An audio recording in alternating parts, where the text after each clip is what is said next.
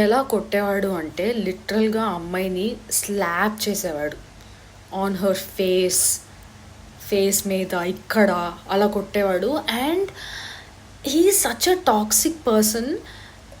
1 year the entire 8th స్టాండర్డ్‌లో every time he comes to the class he used to beat her. నాకసలు అర్థమయ్యేది కాదు ఎందుకలా కొట్టేవాడు. అండ్ ఆ అమ్మాయి ఏమి చెప్పకుండా లిటరల్‌గా సైలెంట్‌గా ఏడ్చేది. వాళ్ళ పేరెంట్స్‌కి చెప్పేదో కాదో ఏం తెలీదు. బట్ ఆ ఫిజిక్స్ సార్‌ని నేను ఎంత తిట్టుకునేదాన్నంటే, I don't think so he has to be positioned as a teacher. నాకేదో గ్రడ్జ్ పెట్టుకొని కొట్టడమో, లేకపోతే ఫర్ సమ్ రీజన్ ఆ అమ్మాయి అంటే ఆయనకి నచ్చదేమో. సో అలా కొట్టేవాడు.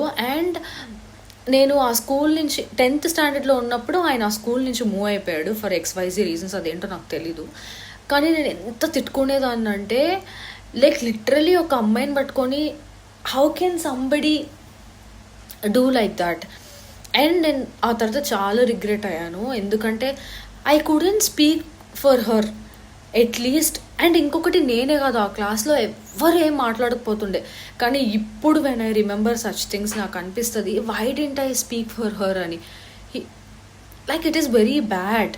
I think these kind of uneducational system still exist in India అని నేను అనుకుంటున్నాను.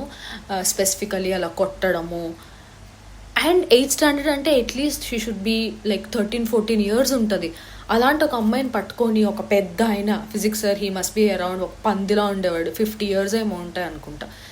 He used to beat her like that. And I wanted to give him a message that if in case you are watching this video, and ఆయన పేరు కూడా నాకు